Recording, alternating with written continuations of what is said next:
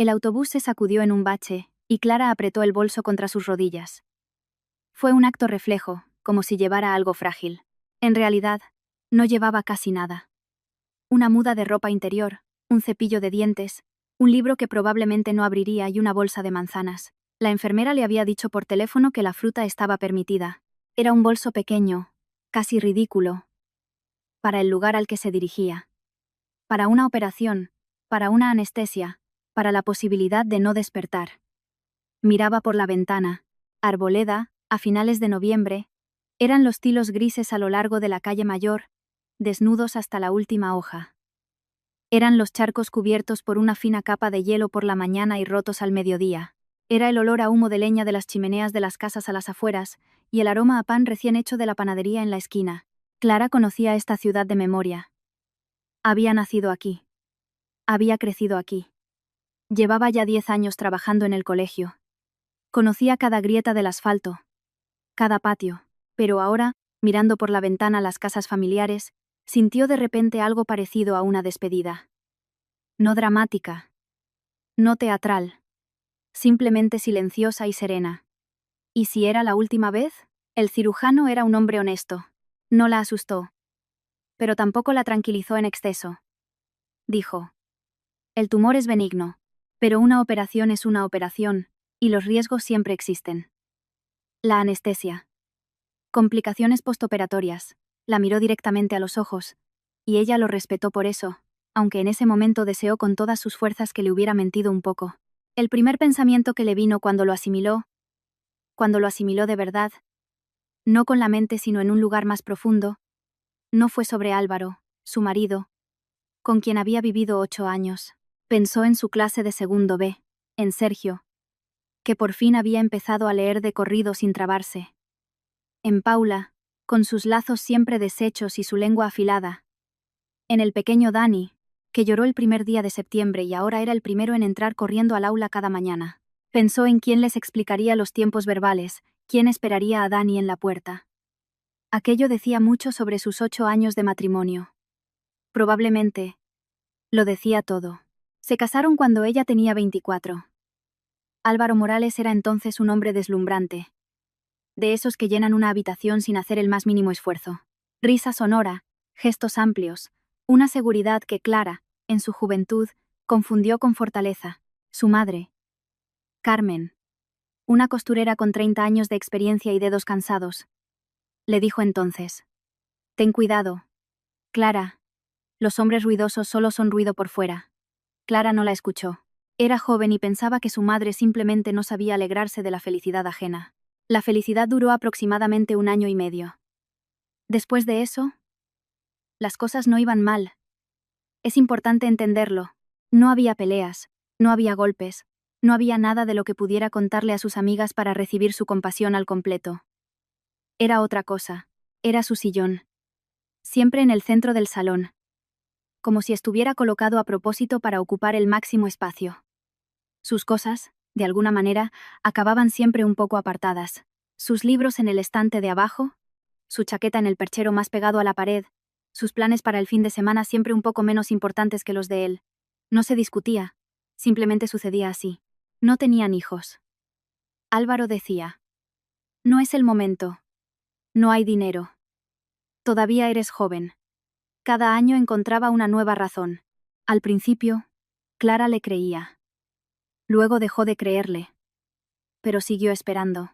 Esperó hasta que la espera se convirtió en una costumbre, y la costumbre, en el telón de fondo de su vida. Los últimos 2 años, él llegaba tarde. Trabajo, decía.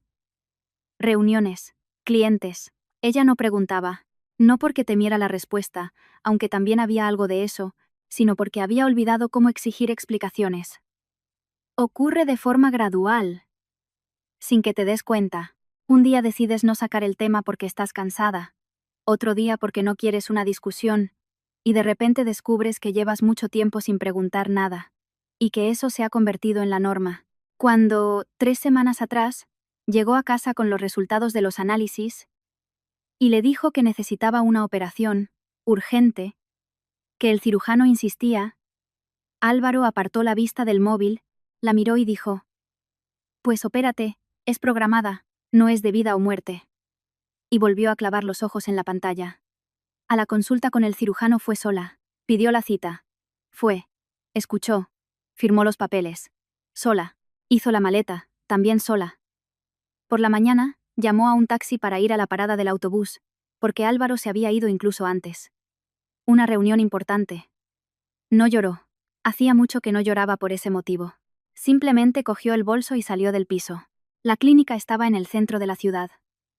Un edificio de 3 plantas de los años 70, renovado por fuera con un revestimiento moderno, pero que por dentro todavía olía a tiempo, a linóleo, a lejía, a la luz tenue de los pasillos. Clara se registró en el mostrador, entregó sus documentos y le dieron el número de habitación. La enfermera, una mujer mayor con un rostro amable y cansado, hojeaba los papeles cuando de repente se detuvo. Clara Domínguez dijo, un poco avergonzada. La placa en su uniforme decía: Pilar Sánchez. Hay un pequeño detalle. Ahora mismo no tenemos habitaciones individuales libres. Estará en una habitación doble. Ya hay un paciente. Un hombre. Pero es muy... Hizo una pausa, buscando la palabra. Muy tranquilo. Ha prometido no molestar. Clara la miró. De acuerdo, dijo. ¿Qué más podía decir? Pilar exhaló un suspiro de alivio, como si esperara objeciones, y le entregó la ropa de cama. La habitación estaba en el segundo piso, al final del pasillo. 2 camas, 2 mesillas de noche. Una ventana con vistas al patio del hospital, donde había un banco y un rosal silvestre que había perdido todas sus hojas, dejando solo los escaramujos rojos y desnudos. Una cama, junto a la puerta, estaba hecha y vacía, esperándola. En la otra, junto a la ventana, había un hombre leyendo un libro. No un móvil, sino un libro de papel, con el lomo gastado. Levantó la vista cuando ella entró. Unos 40 y tantos. Pelo oscuro con canas en las sienes. Un rostro sereno, no frío, sino precisamente sereno. Una mirada directa, sin esa torpeza inquieta que tienen las personas cuando las sorprenden en algo personal. La miró con naturalidad. Buenos días, dijo él. Buenos días, respondió ella. Y empezó a deshacer el bolso. Se presentaron. Él era Marcos Valverde, ella, Clara. No se dijo nada más. Y eso fue lo correcto. No hubo incomodidad, ni intentos de llenar el silencio. Él volvió a su libro. Ella se acomodó en su cama y se quedó mirando el techo. El techo era de lo más corriente, encalado, con una pequeña grieta cerca de la ventana que parecía un río. Clara miró esa grieta y pensó: mañana por la mañana me llevarán al quirófano. Me pondrán una mascarilla. Me pedirán que cuente hasta 10. Y puede que no llegue a contar. El miedo era físico. Se alojaba bajo sus costillas y a veces subía hasta la garganta. Afuera oscurecía temprano, era noviembre. Los escaramujos del rosal se volvieron casi negros en el crepúsculo. Por la noche no durmió. No fue una sorpresa. En casa, las últimas semanas también había dormido mal, despertándose a las 3 o 4 de la madrugada con una ansiedad que no podía explicar del todo. Ahora, la ansiedad tenía nombre y fecha. Mañana a las 8 de la mañana, la mesa de operaciones. En la habitación reinaba el silencio. Fuera, de vez en cuando, pasaba un coche. La luz de los faros se deslizaba por el techo. Marcos Valverde estaba tumbado en su cama. A juzgar por su respiración, tampoco dormía. Era demasiado regular. Demasiado consciente. ¿Asustada?, preguntó él en la oscuridad, en voz baja, como se dicen las cosas que ya se sobreentienden, sin entonación de pregunta, casi retóricamente. Clara guardó silencio un momento. Sí, respondió. Silencio. Luego él dijo: yo también tuve miedo hace 3 años, cuando estuve muy mal. No explicó qué fue exactamente. Clara no preguntó. En la oscuridad del hospital, esas palabras existían al margen de su contenido. Lo importante era otra cosa, no la historia en sí. Lo importante era que lo había dicho en voz alta, que no había fingido que todo estaba bien, que no había dicho: no tengas miedo. Todo saldrá bien, como dice la gente cuando no sabe qué decir. ¿Pasó?, preguntó ella en voz baja. Pasó, confirmó él. Y nada más. Clara cerró los ojos. No consiguió dormirse. Pero la ansiedad se desplazó un poco. No desapareció. No. pero se volvió un poco menos aguda, como si se hubiera dividido por la mitad. Era una sensación extraña. A su lado había un hombre casi desconocido. Habían intercambiado 5 frases en toda la tarde. Y sin embargo, se sentía menos sola que en los últimos años junto a su marido. No quiso pensar más en ello. Simplemente se quedó tumbada, escuchando cómo, fuera, comenzaba a caer una nieve temprana. No se veía, pero se oía cómo había cambiado el sonido de la ciudad. Se había vuelto más suave, más apagado, como si el mundo se hubiera envuelto en algodón. Por la mañana la despertó el teléfono. No una llamada, un mensaje. Había llegado por la noche. Mientras ella dormitaba entre despertares, cogió el teléfono de forma automática. Pensó que sería de su madre, que no sabía nada de la operación, y a la que Clara no se lo había contado para no preocuparla. No. La pantalla mostraba un nombre. Álvaro. Lo leyó. Clara, nos divorciamos. No te necesito, y menos enferma. No te daré dinero para la operación. Tienes tu seguro. Mi abogado ya está preparando los papeles. No llames. Clara lo releyó. Una vez. 2. Las letras no cambiaban. 8 años. 8 años levantándose antes que él y acostándose después.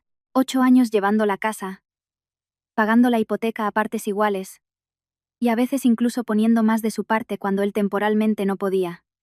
8 años esperando unos hijos que él siempre posponía. 8 años diciéndose a sí misma: no pasa nada, todo se arreglará, solo hace falta tiempo. Solo un poco de paciencia. Y ahora, la víspera de la operación. Un SMS. No llames. No se dio cuenta de que estaba llorando hasta que vio que la pantalla del teléfono se emborronaba y comprendió que las lágrimas ya corrían, sin ruido, por sí solas. Luego, algo se rompió por dentro y ya no pudo detenerlas.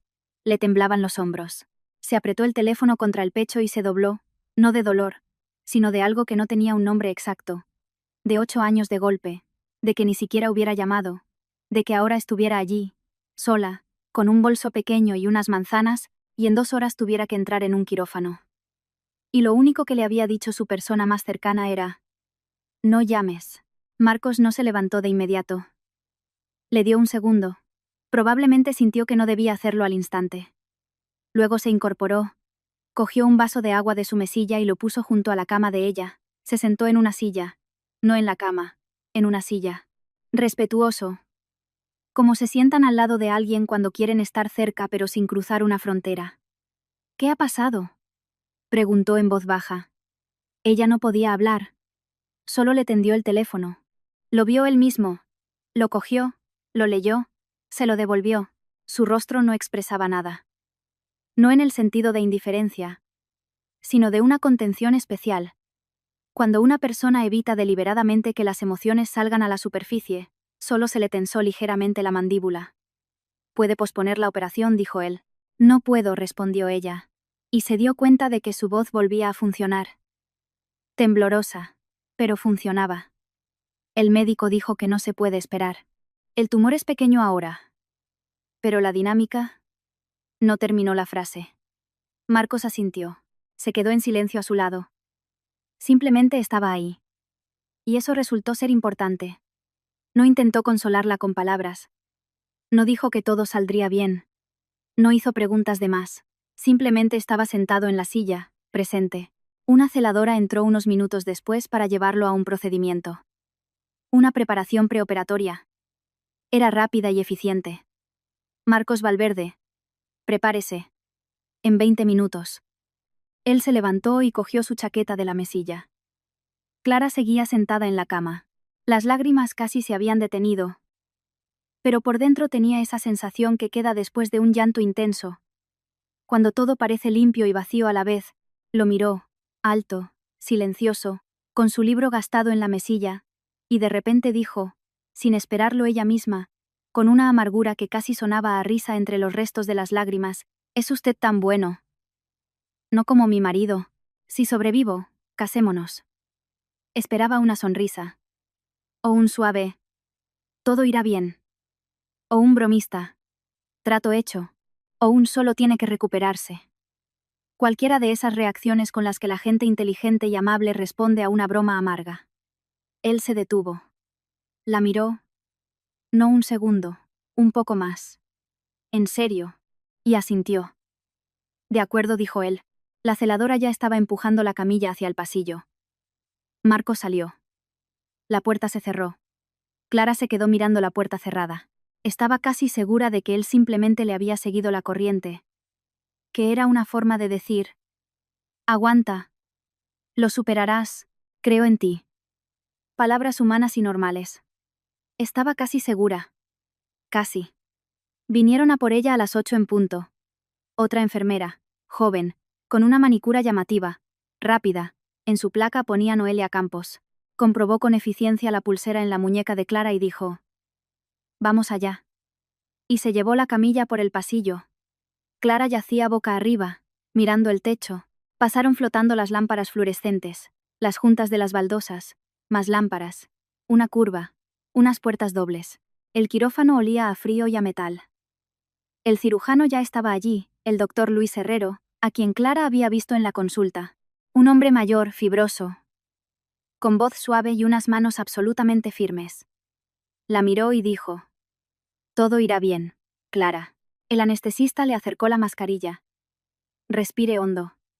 Cuente, si quiere. Clara cerró los ojos. No contó. Pensó, en su último pensamiento, ya desvaneciéndose antes de que todo se volviera blanco y luego negro, en el rosal silvestre tras la ventana de la habitación, en los escaramujos rojos sobre las ramas desnudas, y en que si se despertaba, lo primero que haría sería mirar por esa ventana. La oscuridad llegó suavemente, como la nieve. Se despertó por el dolor, no agudo, sino sordo y profundo. Como si alguien le hubiera movido algo importante por dentro y ahora no encontrara su sitio. Clara abrió los ojos y vio un techo blanco. No el del quirófano, otro, con la grieta en forma de río cerca de la ventana. Su habitación. Así que ya está. Así que se había despertado. Esa primera sensación, la más simple estoy viva, fue tan inmensa que durante unos segundos simplemente se quedó tumbada, respirando. Inspirar, expirar. Dolía, pero no importaba. Era un buen dolor. El dolor de una persona viva. Pilar apareció casi de inmediato, como si la estuviera esperando. Ya ha vuelto en sí, Clara. Estupendo. Ajustó el tubo del gotero. Comprobó algo en una hoja. La operación ha sido un éxito. El doctor Herrero ha hecho un trabajo impecable. El tumor se ha extirpado por completo, hizo una pequeña pausa. Se han conservado los órganos reproductores. Esto último lo dijo en voz baja y de una manera especial, no oficial, sino humana. Como si entendiera que eso era exactamente lo segundo que Clara quería oír. Después de: estás viva. Venía: puedes tener hijos. Clara cerró los ojos. El alivio recorrió su cuerpo como una ola cálida, desde el pecho hasta la punta de los pies. No lloró, simplemente se quedó tumbada, respirando. Luego pensó: ¿y ahora qué? El SMS no había desaparecido, estaba en su teléfono, en su memoria, en 8 años que de repente resultaron ser lo que siempre habían sido, tiempo malgastado. Abrió los ojos y miró la cama de al lado. A Marcos lo habían traído antes. Su operación era programada y había sido más rápida. Estaba tumbado junto a la ventana, mirando el cielo gris de noviembre. Cuando la camilla de Clara entró en la habitación, él giró la cabeza. ¿Cómo está?, preguntó. Viva. Bien, dijo él, simplemente. Y en ese bien, corto, sin adornos, había algo real, no de cortesía. De verdad quería decir bien. Clara lo sintió y se sorprendió de lo fácil que fue sentirlo. El primer día durmió casi todo el tiempo. La anestesia se iba lentamente, a regañadientes, dejando tras de sí una somnolencia viscosa y una ligera sensación de irrealidad. Marcos no la molestó. A veces abría los ojos y lo veía leyendo, o mirando por la ventana, o simplemente tumbado con los ojos cerrados. Estaba presente sin palabras, sin ruido, sin esa solicitud agobiante que en realidad trata sobre el que cuida, y no sobre la persona que está a su lado. Por la tarde le trajeron un caldo. Se comió la mitad. Queda la otra mitad, dijo Marcos desde detrás de su libro. Ya lo sé. Era una observación, no una orden. Noto la diferencia, respondió ella, y se terminó el caldo. Él pasó la página. Al día siguiente, apareció Noelia. Clara la recordaba. La misma enfermera que la había llevado al quirófano, rápida, con su manicura llamativa. Ahora entró en la habitación con el aire de quien tiene algo que hacer, y algo un poco desagradable. Se detuvo junto a la cama de Clara, la miró con una atención indefinida, no compasiva, más bien evaluadora. Su marido ha llamado, dijo. Ha dicho que pasará a recoger algunas cosas del piso y que no intente llamarle. Clara la miró. De acuerdo, dijo. Noelia se quedó un segundo más, como si esperara otra reacción, y salió. Silencio. Luego Marcos dejó su libro. Conoce a tu marido, afirmó él. No era una pregunta, era una constatación. Clara no respondió de inmediato. Miró al techo y pensó. Álvaro había estado en esa clínica hacía aproximadamente un mes. Lo recordó, dijo que era por trabajo. Supuestamente, tenía negociaciones con un proveedor de equipos médicos. Llevaba el último año vendiendo algo así. Ella no se metía en los detalles. Dijo que había estado allí 2 veces. El puzzle encajaba solo, sin esfuerzo. Una pieza ocupó su lugar y la imagen se volvió clara. Supongo que sí, dijo Clara, con voz neutra. Marcos no añadió nada más. Fue lo correcto. Pilar llegó con la ronda habitual cerca del mediodía. Inyecciones, tensión, algunas anotaciones en el historial. Era meticulosa y detallista, de esas enfermeras que nunca confunden nada y que no ponen una coma fuera de su sitio. Clara ya había empezado a sentir por ella algo parecido a la confianza. Después de ponerle la inyección y mientras guardaba la jeringuilla, Pilar se detuvo de repente. Miró a Clara. Luego echó una mirada corta, casi culpable, a Marcos, y de nuevo a Clara. Clara empezó, con cautela. ¿Sabe quién está en su habitación? Clara miró la cama de al lado. Marcos hojeaba su libro con el aire sereno de alguien que no oye la conversación. Aunque en una habitación tan pequeña era imposible no oír. El señor Valverde, dijo Clara. Marcos Valverde. No lo entiende. Pilar bajó la voz casi a un susurro, aunque ese susurro era completamente inútil. Es ese señor Valverde, el de los centros comerciales en 7 ciudades, la empresa de tecnología en Madrid y no sé qué más en Bilbao.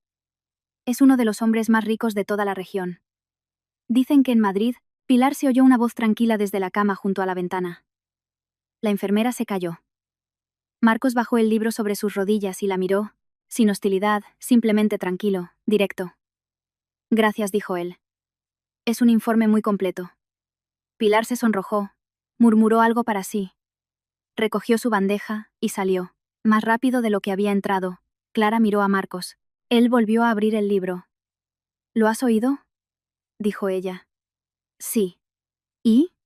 Y nada. Pasó la página. Es solo información. Por la tarde ella finalmente preguntó. Ya se habían acostumbrado a hablar en el crepúsculo, cuando el ajetreo del pasillo disminuía y la luz de la habitación se atenuaba. Fuera. Se apagaban los últimos reflejos grises del corto día de noviembre. Esa hora del día parecía propicia para la honestidad. ¿Por qué estás aquí?, preguntó Clara. En esta clínica. En esta ciudad. Podría saber. Podría, asintió él. El doctor Luis Herrero es el mejor cirujano del país en adherencias. Se fue de Madrid hace unos años y se niega a volver. Si quieres resultados, vienes aquí. ¿Y una habitación individual? Pausa. No había, dijo él.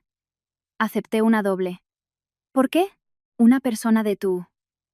Buscó la palabra. Posición. Podría haber esperado o negociado.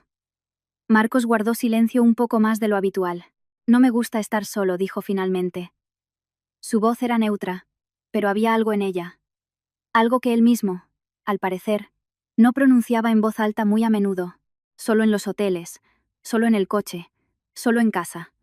Al menos tener a otro ser vivo cerca. Se giró ligeramente hacia la ventana. Clara no respondió. Hay cosas que no necesitan respuesta.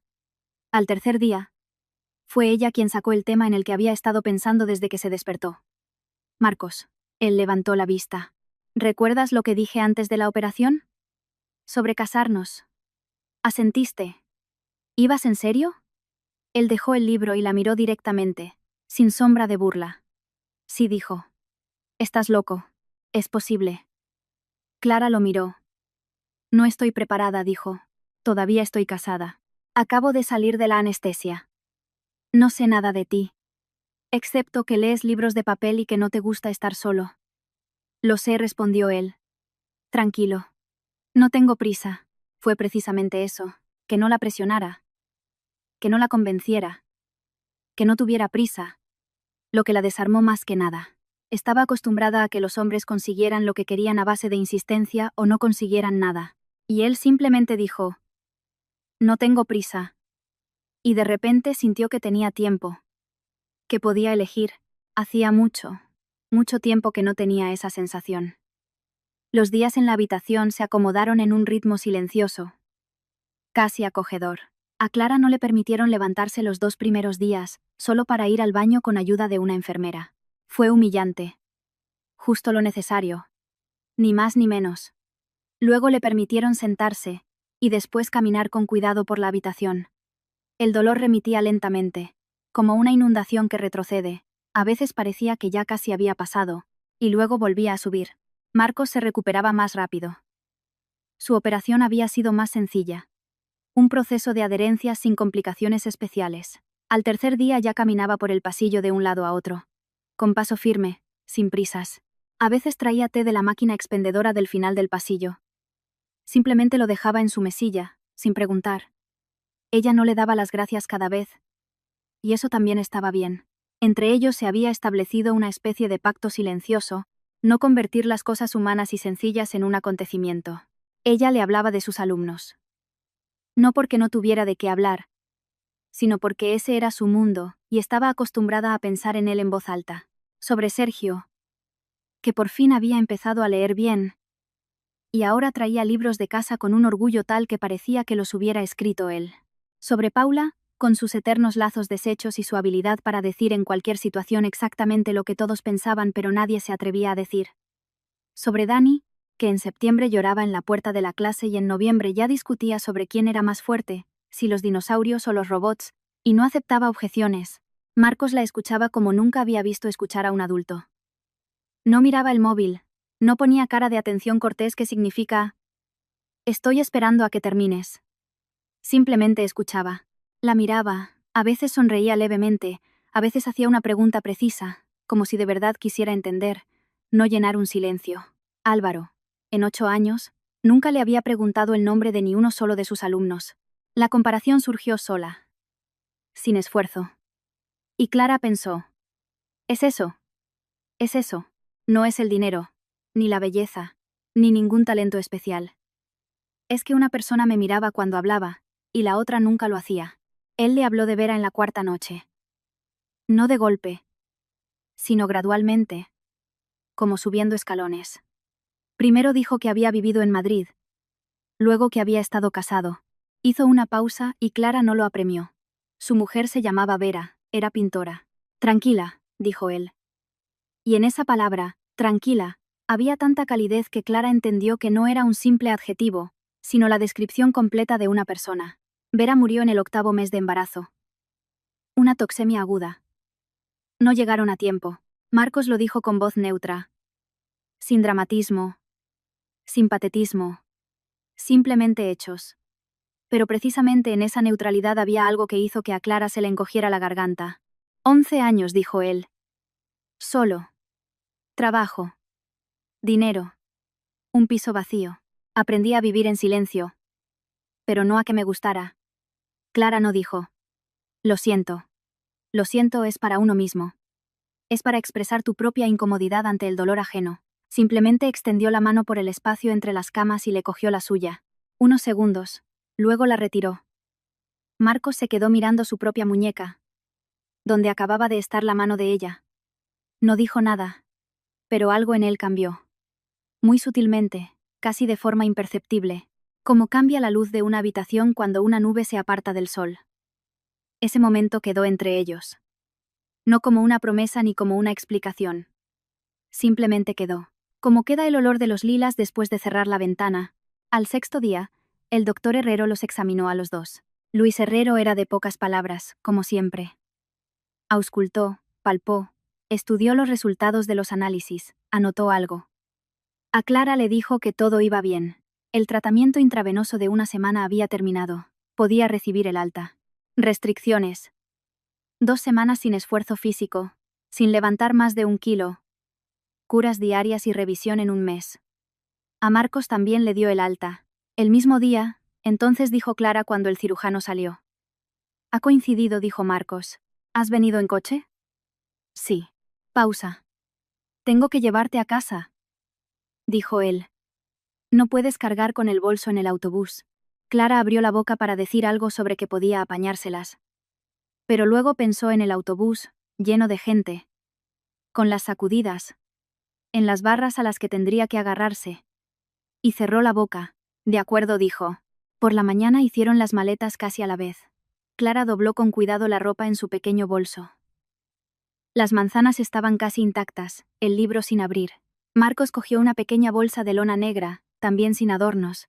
En la puerta. Ella se detuvo y miró la habitación. 2 camas, 2 mesillas.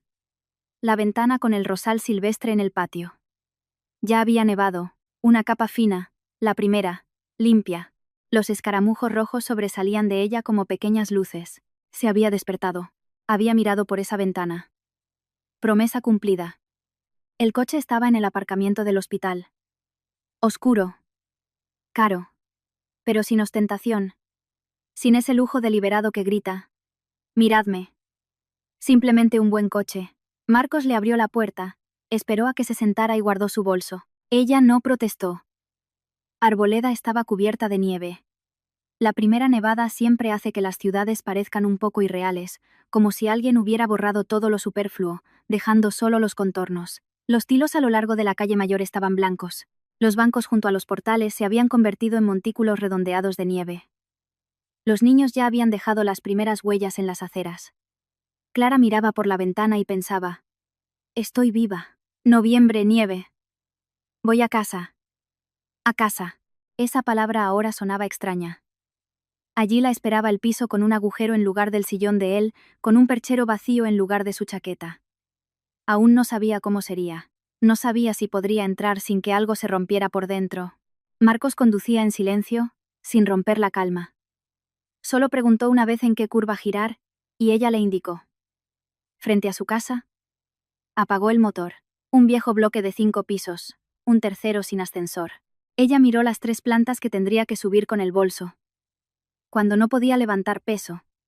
Y de repente sintió que algo se le encogía. Yo lo subo, dijo Marcos, y cogió el bolso antes de que ella pudiera decir nada. Subieron. Ella abrió la puerta. El piso los recibió con silencio y un olor a vacío. Existe ese olor en las viviendas de las que se han llevado algo recientemente. El sillón de él seguía en su sitio, pero la esquina junto al televisor era diferente.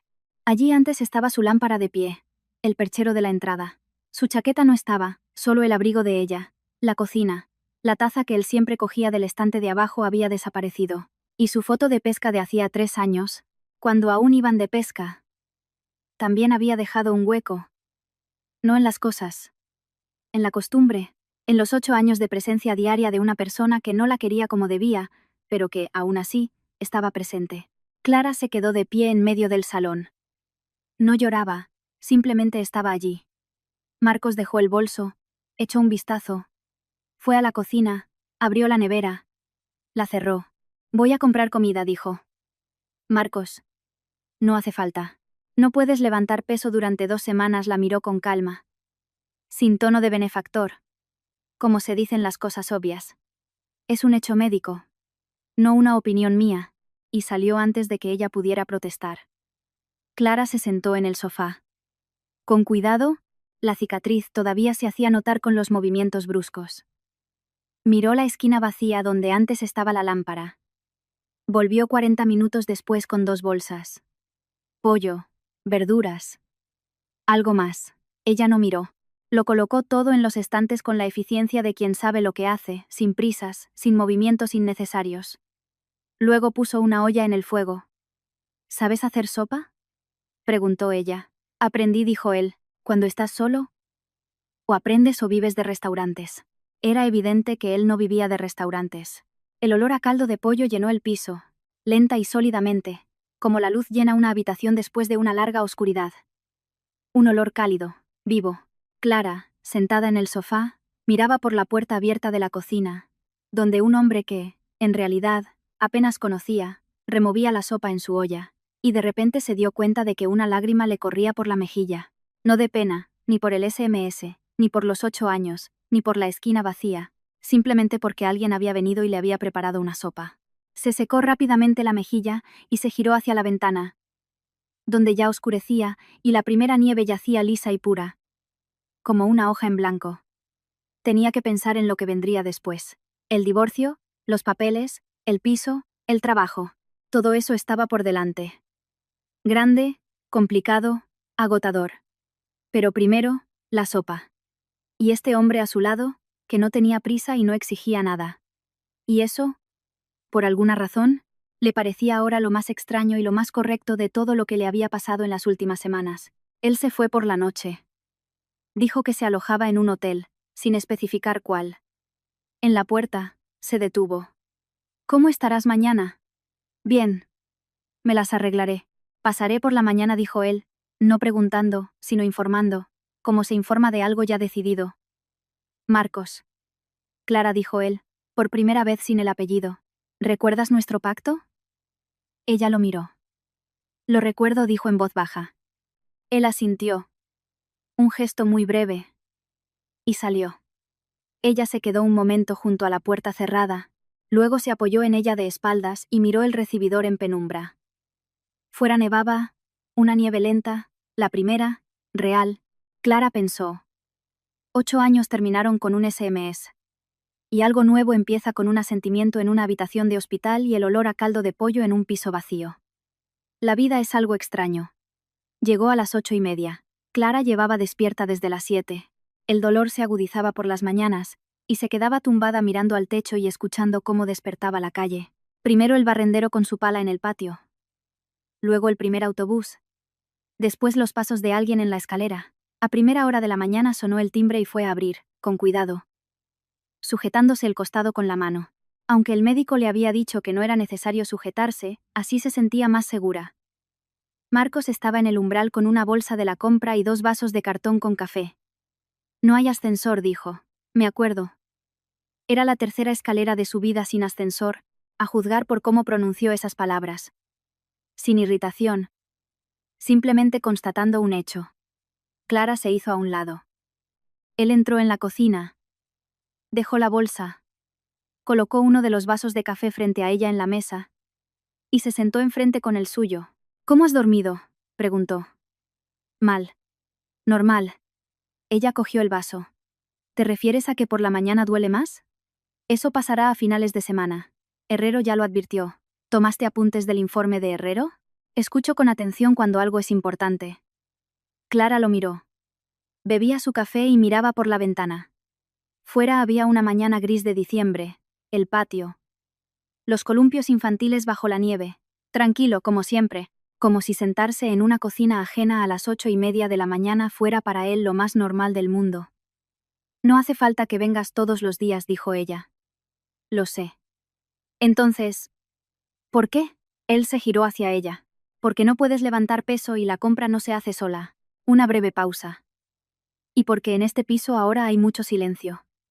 Sé cómo es eso. Ella no respondió nada. Era verdad. El silencio en el piso tenía una cualidad especial, densa, como si las habitaciones supieran que les habían quitado algo y aún no hubieran decidido cómo lidiar con ello. Él venía cada mañana. No se había mudado. Eso es importante. Vivía en un hotel que Clara nunca vio, pero que, a juzgar por algunos detalles, era caro y bueno. Marcos nunca lo mencionaba, ni se quejaba ni lo elogiaba. Simplemente venía de allí. Pasaba aquí la mayor parte del día y se iba por la tarde. Traía comida. Cocinaba algo sencillo. Sopa. Arroz con pechuga de pollo. Huevos cocidos que dejaba en la nevera con una nota para el día siguiente.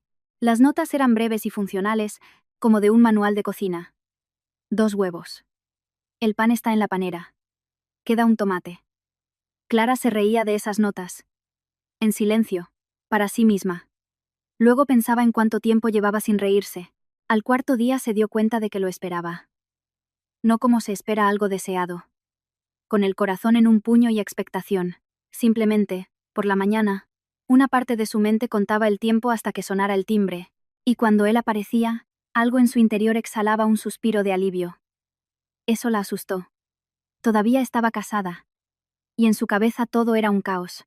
El cansancio después de la operación, el vacío en el piso. Un divorcio que ni siquiera había empezado de verdad. No tenía fuerzas ni derecho a analizar qué era aquello. Esa espera. Se prohibió pensar en ello y se puso a pensar en otra cosa. En el colegio.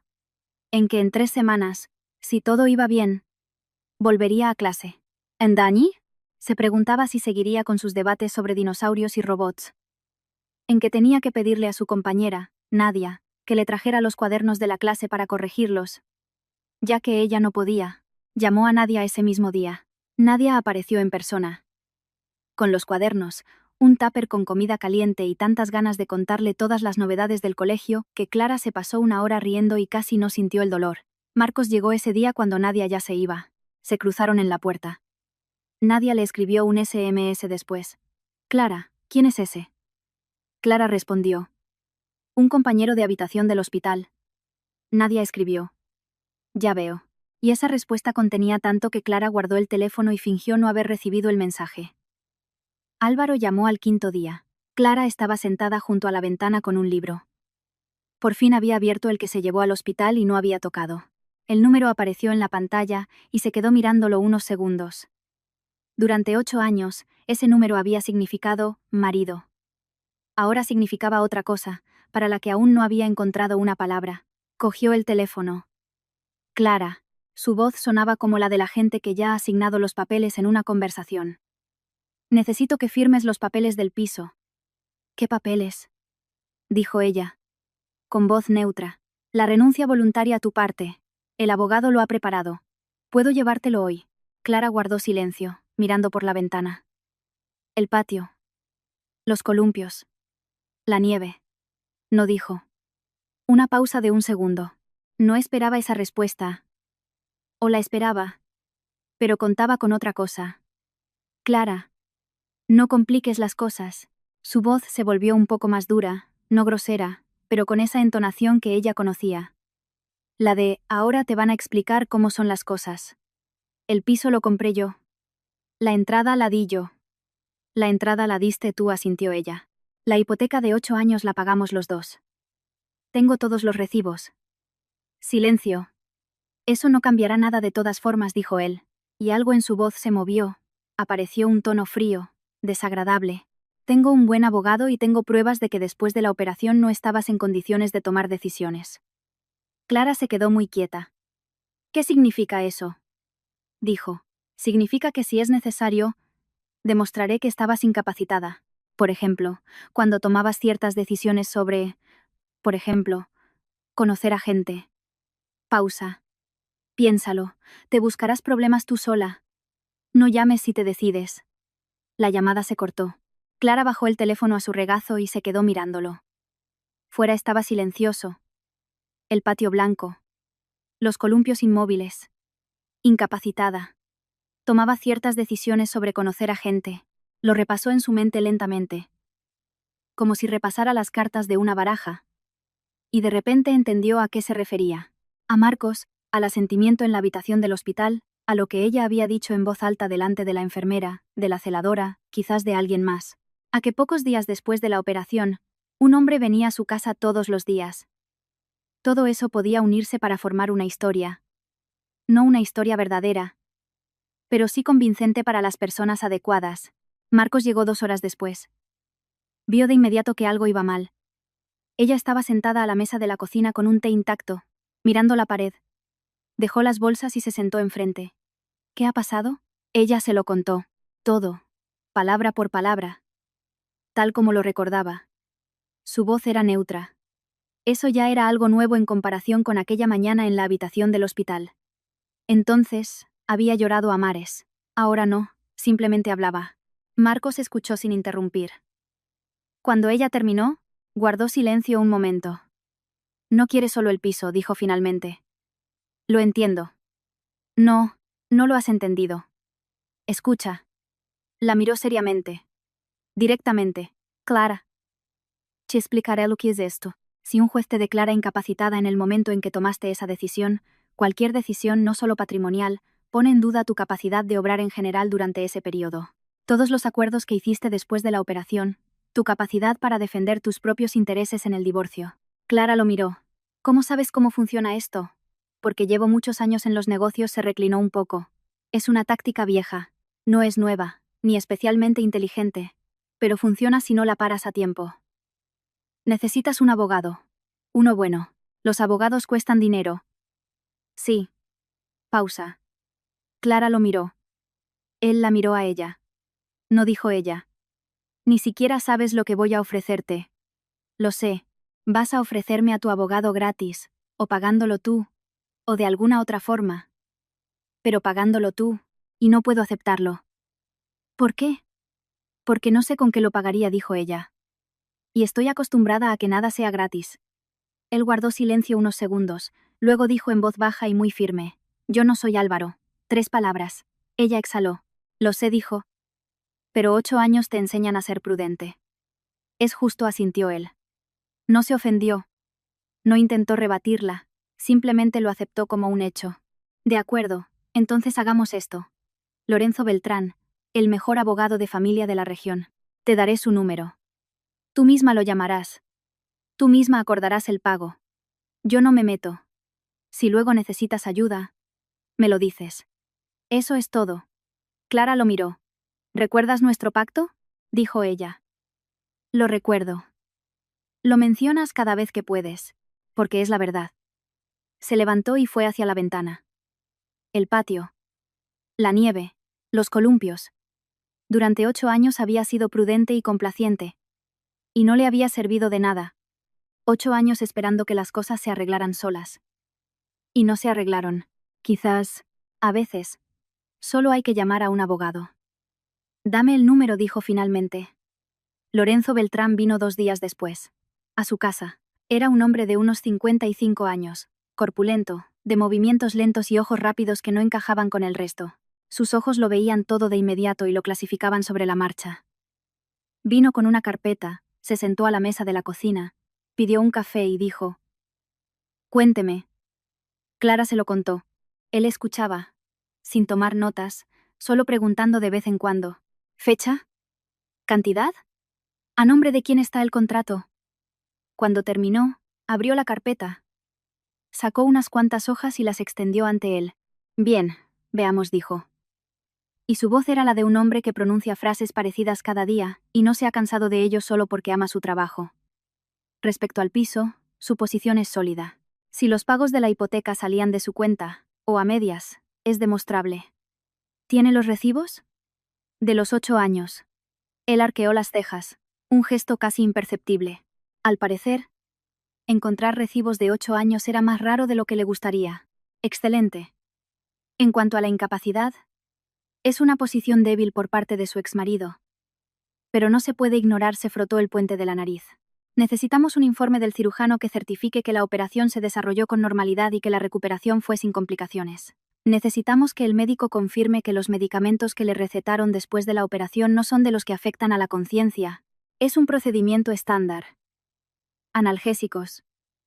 Antibióticos. No hay nada de la familia de los opiáceos, estoy seguro. Pero necesitamos el papel. Pausa. Y necesitamos su firmeza en el juicio. La tengo, dijo Clara. Lorenzo Beltrán la miró por encima de sus papeles. Asintió levemente. Como se asiente cuando alguien dice lo que esperabas. Pero aún así es agradable oírlo. Bien, dijo. Entonces, manos a la obra. Marcos había estado todo el tiempo sentado junto a la pared, en un pequeño sofá, como si casi no estuviera allí. Lorenzo Beltrán no se dirigió a él ni una sola vez, y él no intervino en ningún momento. Cuando el abogado recogió su carpeta y se despidió, Clara lo acompañó a la puerta y volvió a la cocina. ¿Le has pagado por adelantado?, dijo ella. No, respondió Marcos. Lorenzo no hace visitas a domicilio. Atiende en su despacho. Silencio. Es un viejo conocido mío, dijo Marcos. Le pedí que viniera porque no puedes estar subiendo y bajando escaleras. Eso es todo, Marcos. Clara. Ella lo miró. Él la miró a ella. Pacientemente, con calma, como se mira algo de lo que se está seguro. Lo haces de una forma muy metódica, dijo ella. Cada día. El café, la comida, la sopa, el abogado a domicilio. Todo muy correcto y discreto. ¿Te opones? Pausa. No dijo en voz baja. Es que no estoy acostumbrada. Lo sé, se levantó y cogió su chaqueta de la silla. Acostúmbrate. 3 días después, Álvaro volvió a llamar.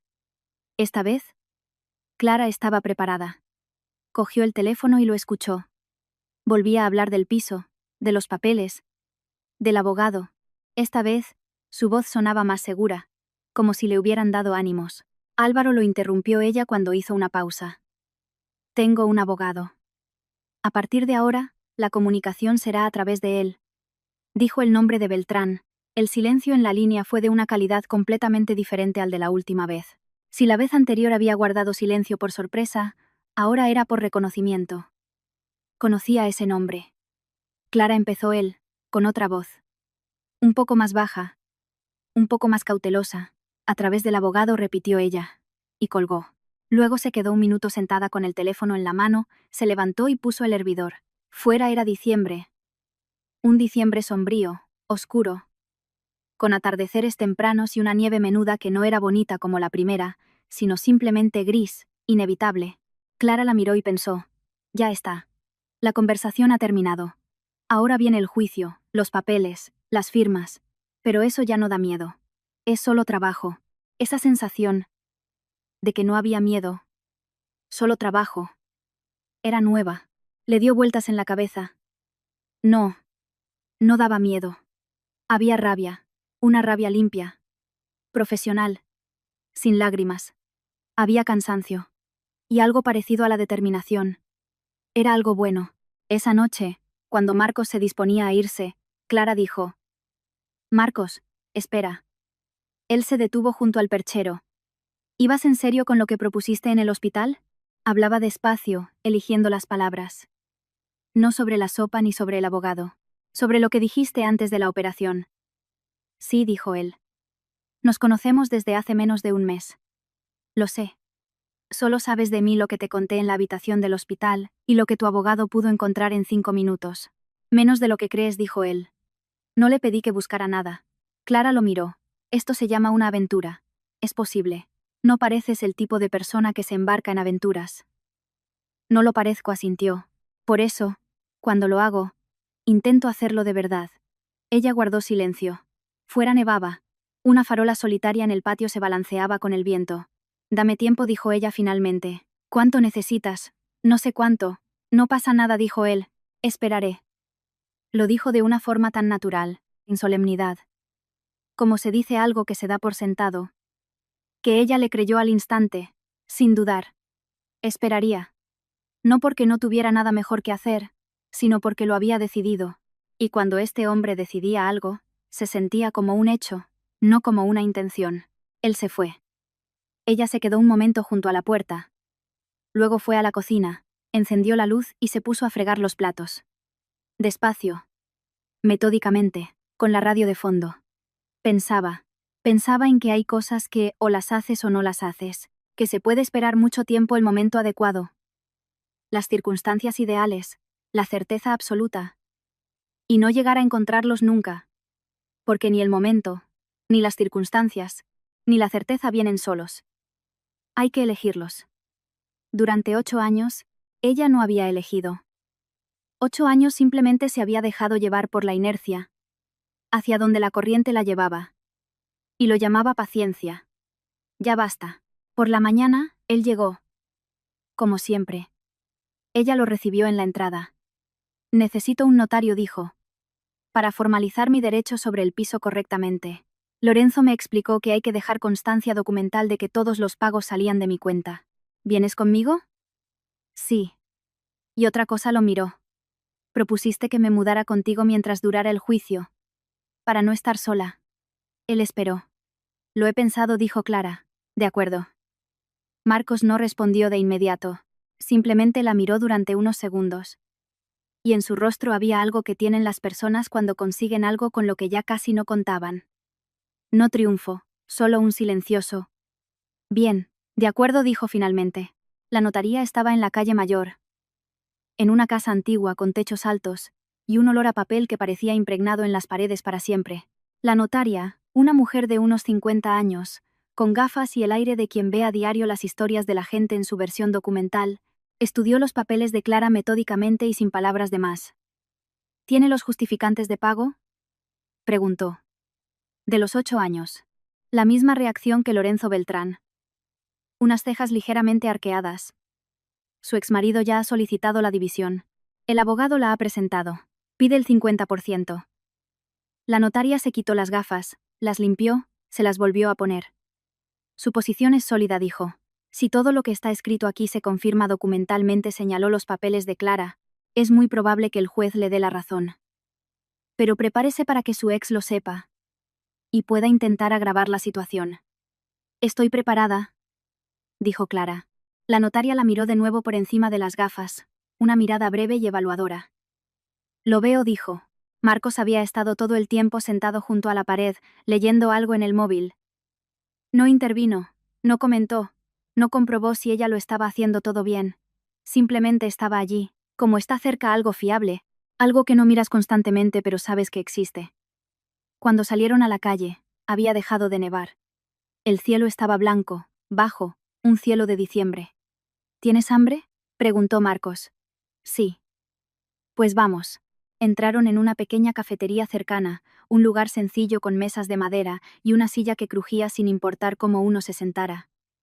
Pidieron un té cada uno y algo de bollería. Marcos miraba por la ventana. Clara lo miraba a él. Eres tranquilo, dijo ella. Lo intento. No. En serio, ¿nunca te pones nervioso? Sí que me pongo nervioso, se giró hacia ella. Simplemente no se nota. ¿Y ahora? Pausa. Ahora un poco, dijo, porque acabas de aceptar mudarte. Y ahora estoy pensando si sé convivir con alguien en el mismo espacio de forma constante. 11 años crean una costumbre. Clara lo miró. Acabas de decirme la verdad. Intento decir la verdad cuando es apropiado. Y cuando no lo es, me callo. Ella asintió y cogió su taza. Pues aquí tienes mi verdad, dijo. No sé en qué acabará esto. Aún no estoy divorciada. Tengo un juicio por delante y acabo de salir de un quirófano. Vivo de tu café y de tus notas sobre huevos en la nevera. Y esto es un poco una locura. Sí, asintió él, pero miró su taza. A tu lado no tengo miedo. Es extraño, porque debería tenerlo. Pero no lo tengo. Marcos no dijo nada. Simplemente la miró. Serio. En silencio. Luego le sirvió más té de la pequeña tetera que había traído la camarera. Fue su respuesta. Ella la aceptó. Fuera de la cafetería, Arboleda vivía sus últimos días de diciembre. Gris, frío, con los tilos desnudos y una nieve menuda que no tenía prisa. La ciudad que Clara conocía de memoria, cada grieta, cada patio. Y en esa ciudad, en esa cafetería con la silla que crujía, algo empezaba a cambiar poco a poco. No por fuera, por dentro. Requería tiempo. Pero ahora tenía tiempo. El piso de Marcos estaba en el centro de Arboleda, en el segundo piso de una antigua casa señorial que había sobrevivido a la posguerra, a los 90, y que ahora se erigía con un tejado nuevo y viejos muros de medio metro de espesor. Techos altos, parqué que crujía. 3 ventanas que daban a la calle principal. Estaba amueblado de forma sencilla, no ostentosa, sino funcional, como lo tienen las personas que necesitan un lugar para trabajar, no para exhibir. Había libros por todas partes. En estanterías, en filas ordenadas, sin el desorden coqueto que se crea para aparentar. Libros de verdad, de un lector de verdad. Lomos gastados, algunos con marcapáginas, otros claramente releídos más de una vez. Clara pasó el dedo por ellos mientras él le enseñaba el piso. Libros técnicos, de historia, algunas novelas. Galdós, Tolstoy, algún autor extranjero. En una estantería aparte, 3 libros de arquitectura y uno, fino, sin título en el lomo. ¿Qué es esto?, preguntó. Los dibujos de Vera, dijo él, escuetamente. Los encuadernó. Clara apartó la mano de la estantería. 2 dormitorios. Eso también era importante. Uno de él, otro para ella. Con sábanas limpias en la cama y un armario vacío que él había despejado de antemano. Una cafetera cara en la cocina, pero nada superfluo. Ni platos decorativos, ni flores artificiales, ni esos pequeños detalles que hacen que un espacio sea un hogar. Había función, pero no calidez. Como si el hombre supiera organizar el trabajo, pero hubiera olvidado cómo organizar la vida. Clara guardó sus cosas en el armario. Colocó sus libros en la mesilla de noche. Luego fue a la cocina y vio en el alféizar de la ventana, estrecho pero soleado incluso en diciembre, un espacio vacío. ¿Puedo?, preguntó. Traer mi geranio. Lo tengo en casa. Lo compré hace tiempo. Es muy resistente. Marcos miró el alféizar. Luego a ella. Claro. Trajeron la maceta al día siguiente. Nadia, del colegio, accedió a pasar por el piso de Clara y recoger un pequeño geranio en una maceta de terracota con una flor abierta y varios capullos. Clara lo colocó en el alféizar. Lo movió un poco para que le diera más luz, y volvió a su habitación. Marcos estaba en ese momento en su despacho, trabajando. Por la tarde, mientras tomaban el té en la cocina, vio cómo la mirada de él se detenía en la maceta. Durante un buen rato, unos segundos más de lo que se suele mirar un objeto. No dijo nada, simplemente miró. Y en esa mirada había algo muy silencioso. Ella decidió no preguntar. La convivencia se fue construyendo a base de pequeños choques de costumbres. Marcos tenía la costumbre de levantarse a las 6:30 y trabajar una hora antes de desayunar, en silencio, en su despacho, con la puerta cerrada. Al principio, Clara no lo sabía. Y un día, a las 7:30, llamó a la puerta para preguntar si había café. La puerta se abrió. Él la miró con la expresión de alguien a quien acaban de sacar de las profundidades. No irritado, simplemente como si estuviera en otra orilla. Perdona, dijo ella. No pasa nada, dijo él. Es que no sé cambiar el chip rápido. Podrías haberme avisado. Podría. No estoy acostumbrado a explicar mi rutina, porque no tenía a quién. Pausa. Sí, dijo. Podría. Desde esa mañana. Ella tuvo su propia hora. Durante ese tiempo, leía en la cocina, o simplemente se sentaba con el café junto a la ventana, el geranio en el alféizar, la calle abajo, los escasos transeúntes de invierno. A las 7:30, él salía y desayunaban juntos. Se convirtió en un ritual no declarado. Simplemente surgió así. Y ninguno de los dos lo cambió. Clara, por su parte, tenía la costumbre de pensar en voz alta, en voz baja, pero cuando algo ocupaba su mente, a veces lo verbalizaba. Interesante. ¿Por qué lo habrán decidido así? Oh, no. Eso no está bien. Hay que hacerlo de otra manera. Oh, qué curioso. Al principio, Marcos no siempre entendía si se dirigía a él. Una vez preguntó. ¿Me lo dices a mí? A nadie, explicó ella. Es que pienso así. En voz alta. ¿Te molesta? Él lo pensó. No. Me acostumbraré. Y se acostumbró más rápido de lo que ella esperaba. Empezó a responderle. Brevemente, con precisión, a veces con una pregunta que desviaba el pensamiento de ella hacia una dirección inesperada. Resultó ser algo inesperadamente bueno. Tener a alguien al lado que no solo oye las palabras, sino que piensa contigo. Álvaro nunca pensaba con ella. Siempre pensaba por ella. O en una dirección completamente diferente. Lorenzo Beltrán llamó en la tercera semana de diciembre. Su voz era neutra. Era un hombre de voces neutras y formulaciones precisas. Pero tras esa neutralidad, Clara percibió un tono de advertencia. Clara. Necesito verla hoy. Si es posible. Hay nueva información sobre el caso. Llegó por la tarde. De nuevo con su carpeta. Y se sentó de nuevo a la mesa de la cocina. Marcos estaba cerca. Esta vez se sentó más próximo. No junto a la pared. Lorenzo abrió la carpeta y colocó varias hojas delante de Clara.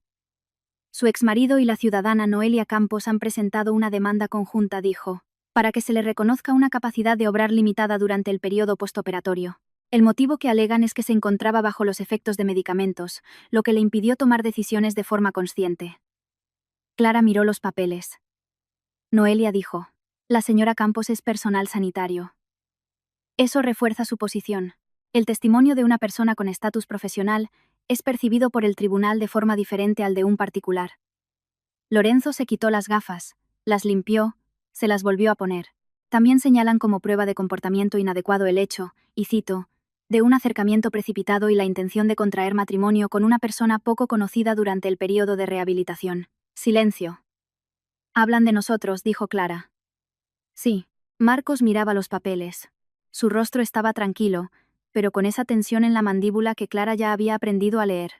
¿Qué necesitamos?, preguntó.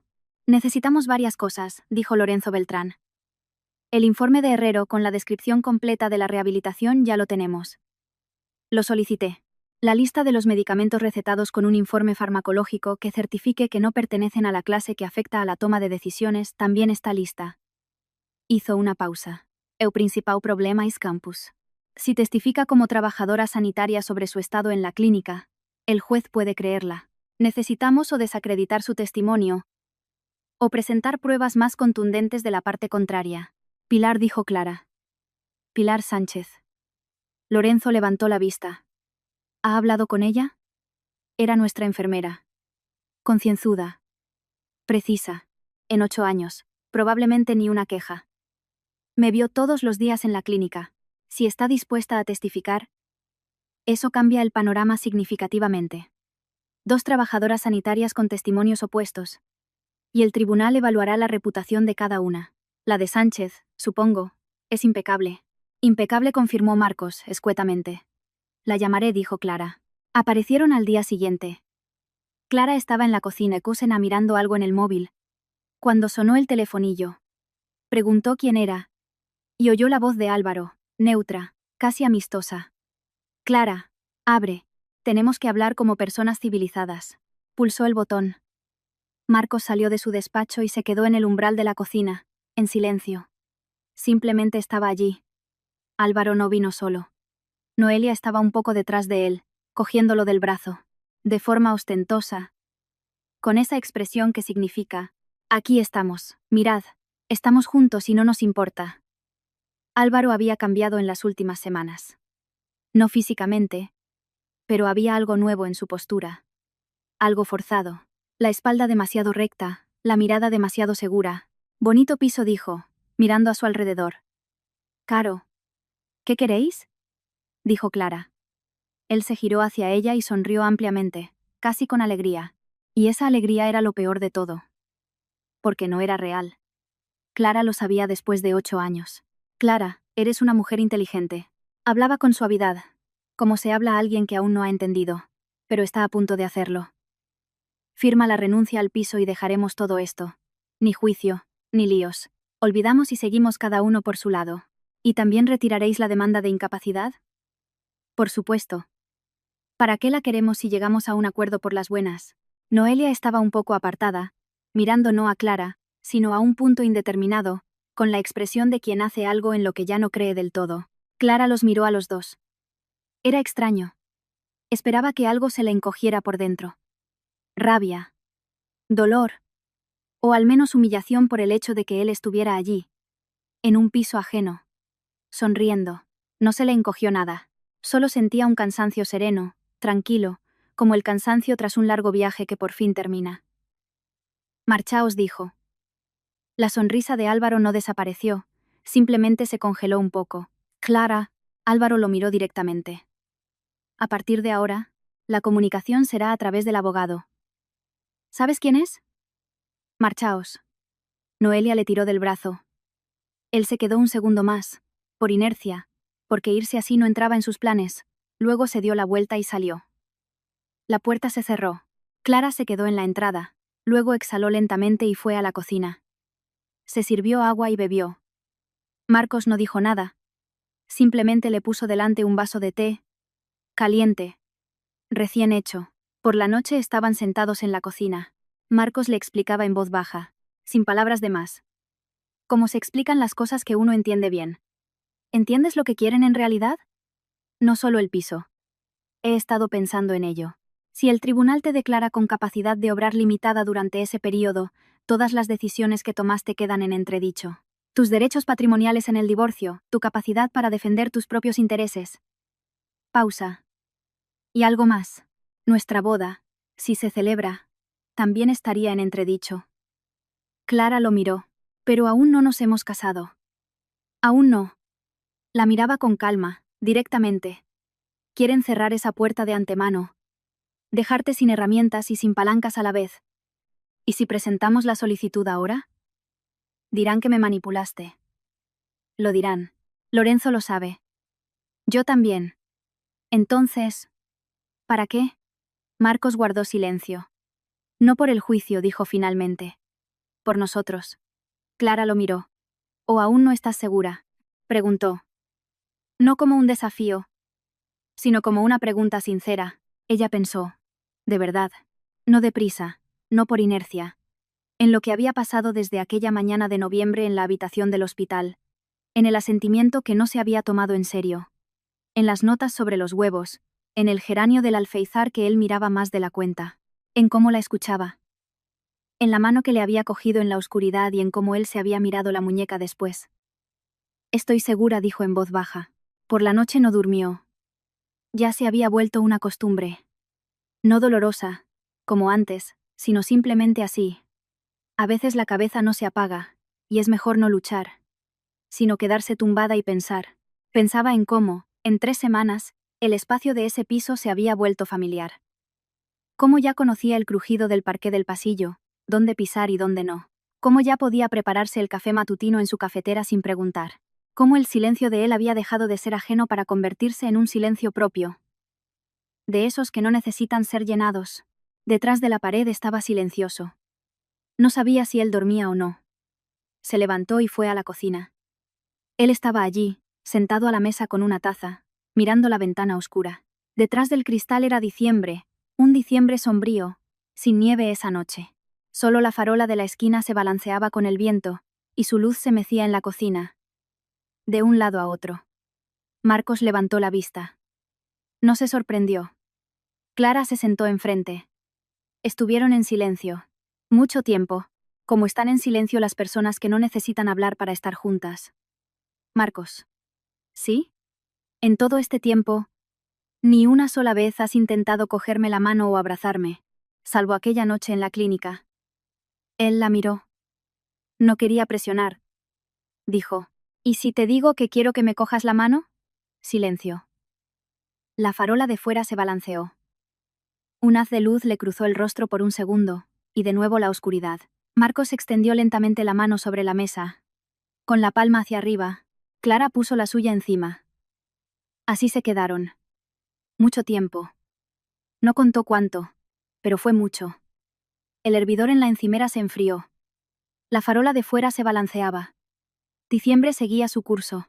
No fue un beso. No fue una declaración con mayúsculas. No fue nada de lo que se considera un momento. Simplemente 2 manos sobre la mesa de la cocina a las 3 de la madrugada. Y aún así, fue más que todo lo que había tenido en 8 años junto al hombre que llevaba su mismo apellido. Luego ella retiró la mano. Se levantó. Buenas noches, dijo. Buenas noches, respondió él. Se fue a su habitación, y, por primera vez en mucho tiempo, se durmió enseguida. Por la mañana, en el desayuno. Marcos preguntó. ¿Cuándo? Ella entendió sin necesidad de más explicaciones. Tengo que ver las fechas.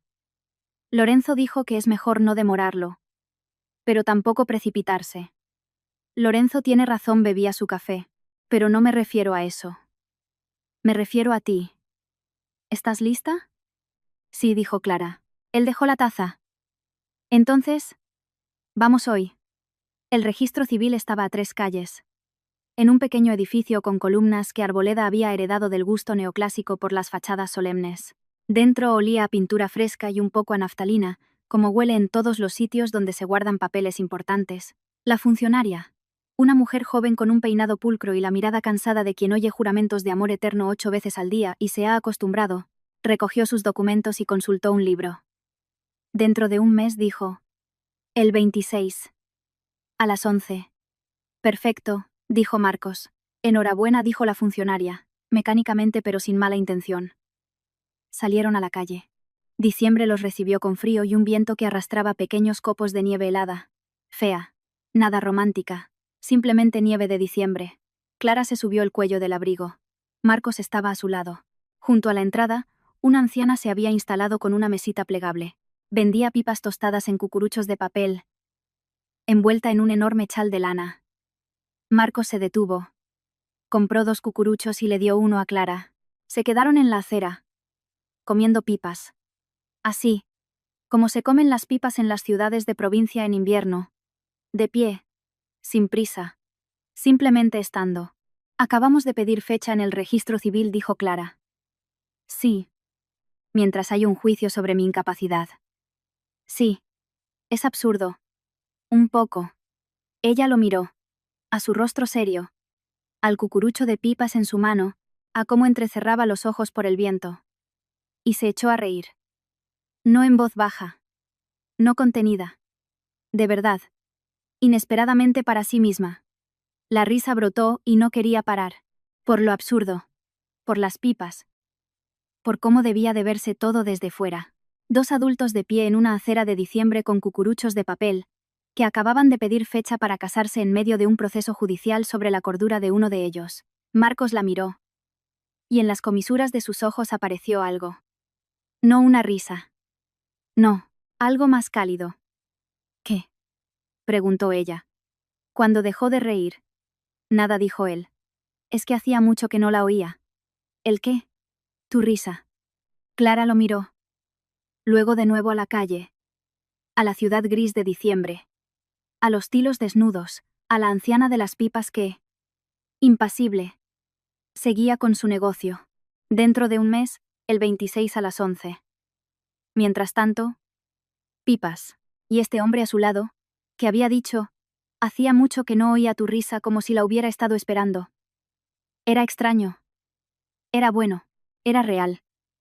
Lorenzo Beltrán llamó por la tarde. He hablado con Sánchez, dijo. Su voz tenía un tono especial, el que probablemente usaba cuando un caso empezaba a encajar. Está de acuerdo. Es más, ha dicho que tiene algo que deberíamos saber.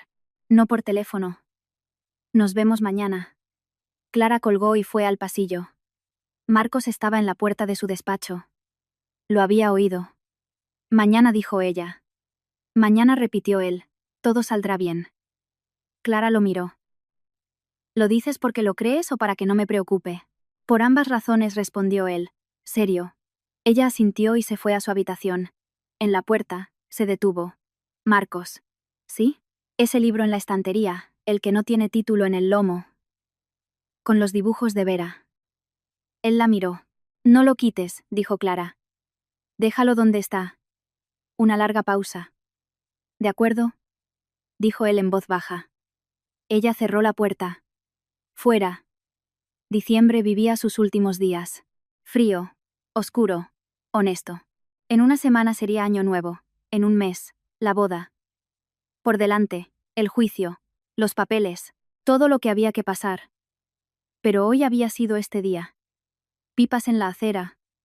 Una risa. Una mano sobre otra a las 3 de la madrugada. Clara pensó. A veces la vida hace exactamente lo que tiene que hacer.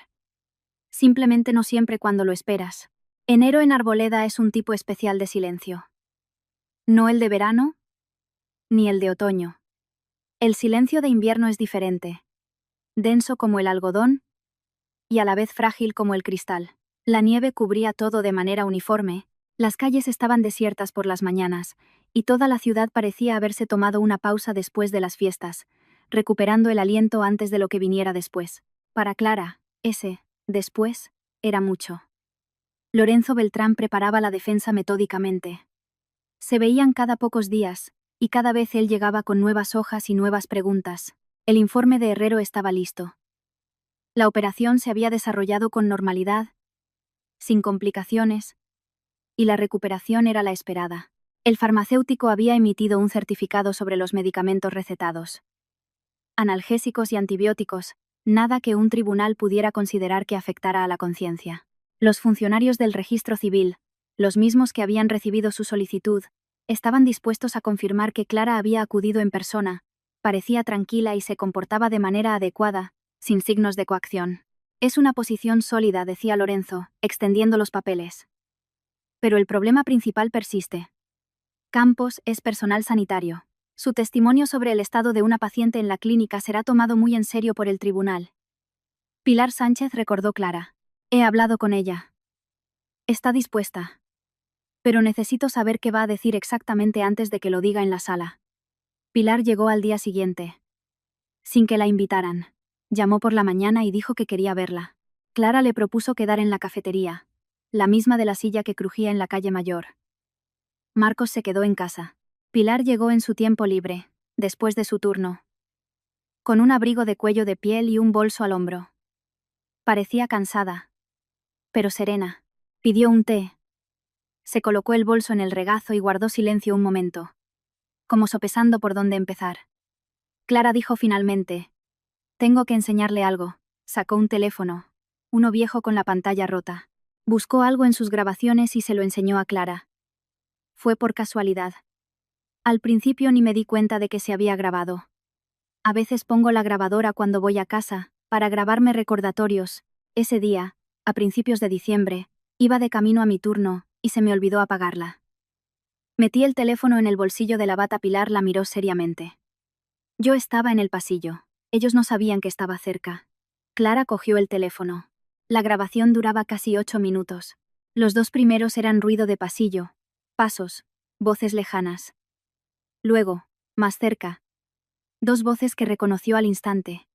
Álvaro hablaba en voz baja, pero con claridad. «¿Estás segura de que el juez se lo creerá?». Noelia respondía rápido, con esa seguridad de quien se ha convencido a sí mismo de algo después de mucho tiempo. «Soy una enfermera con experiencia. Diré que deliraba después de la anestesia, que no reconocía a la gente, que estaba en un estado de agitación. ¿Quién lo va a comprobar? Es mi palabra contra la suya». Pero si un mes después ya estaba pidiendo fecha en el registro civil. Exacto. En la voz de Noelia había un matiz triunfal. Esa es la mejor prueba. Una persona normal no hace eso, casarse con el primero que aparece un mes después de una operación. El juez mismo decidirá que no estaba en su sano juicio. Silencio. Luego Álvaro otra vez. «Lo principal es el piso. Lo vendemos. El dinero a medias y a vivir tranquilos». Noelia respondió algo en voz baja. La grabación empeoró en ese punto. Pilar, al parecer, se había alejado. Luego, de nuevo, el ruido del pasillo y nada más. Clara bajó el teléfono. No le temblaban las manos. No sentía rabia, ni dolor, solo esa claridad fría que llega cuando algo que sospechaba se convierte en un hecho. Lo sabían. Lo habían planeado de antemano. Noelia iba a mentir en el juicio, de forma consciente, premeditada, calculando que su palabra pesaría más. «¿Entiende lo que esto significa?», preguntó Pilar en voz baja. «Lo entiendo». No sabía si estaba haciendo lo correcto. Le di muchas vueltas, juntó las manos sobre el bolso. «Pero no puedo permitir que declaren a una persona incapacitada basándose en una mentira. Es mi trabajo. Decir la verdad sobre el estado de los pacientes. Y diré la verdad». Clara la miró. «Pilar. Gracias». Ella asintió brevemente, no aceptando el agradecimiento, sino confirmando que la había oído. Lorenzo Beltrán escuchó la grabación esa misma tarde.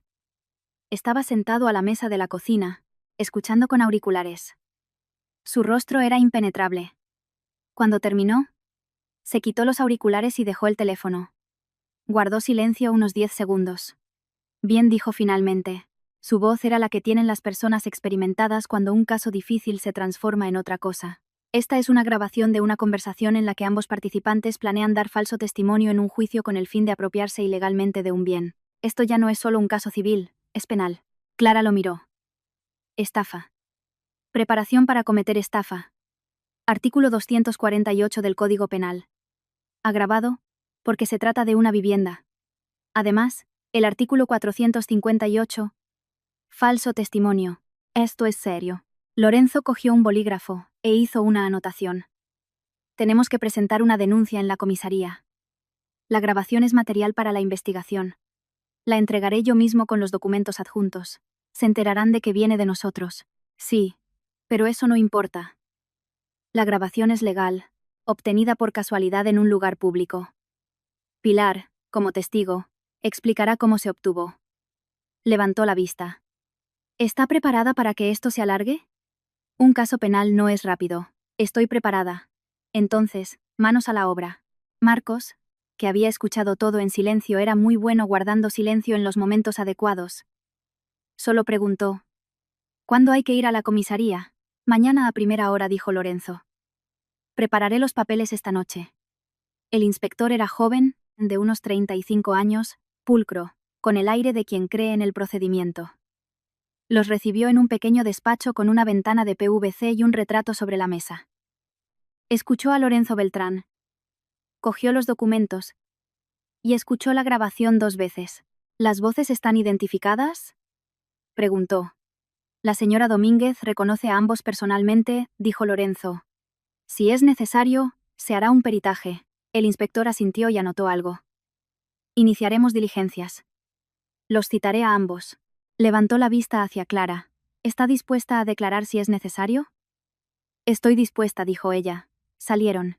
El aire de enero, después del calor oficial del despacho, era cortante y limpio. Clara lo inspiró y pensó. Ya está. A partir de ahora, ya no es mi decisión. Ahora es el sistema, que lentamente hará su trabajo.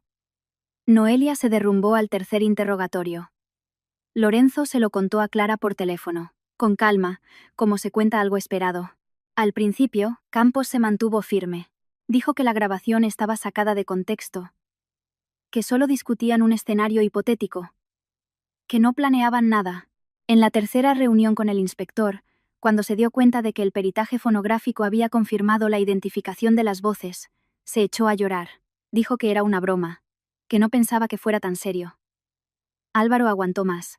Siguió negándolo, con seguridad, todavía con esa postura forzada que Clara había visto en el piso de Marcos. Guardó silencio sobre el piso, sobre los acuerdos con Noelia. Aguantó hasta el peritaje de voz, un análisis digital que eliminó toda duda formal. Después de eso, guardó silencio por otro motivo. ¿Qué ha pasado con la demanda de incapacidad?, preguntó Clara. Retirada automáticamente, dijo Lorenzo. Campos retiró su testimonio. Morales está bajo investigación. Mantener la demanda es imposible. El tribunal la ha desestimado. Clara exhaló. El juicio por el patrimonio se fijó para finales de enero. La sala era pequeña. Un juzgado de primera instancia. No uno de la capital. Bancos de madera. Ventanas altas. Álvaro estaba sentado en el lado opuesto con un nuevo abogado, joven y, al parecer, menos experimentado de lo que él esperaba. Hojeaba los papeles con la precipitación de quien no ha tenido tiempo de prepararse. Lorenzo Beltrán extendía sus hojas metódicamente, sin prisas. La jueza, una mujer de unos 50 años con un nombre breve en la placa y la mirada de quien, con los años de trabajo, ha perdido la capacidad de sorprenderse pero no la de ver. Estudió los documentos y escuchó a ambas partes. Lorenzo expuso sus argumentos con calma, uno tras otro. Los recibos de los pagos de la hipoteca de los 8 años, con fechas, cantidades y desgloses.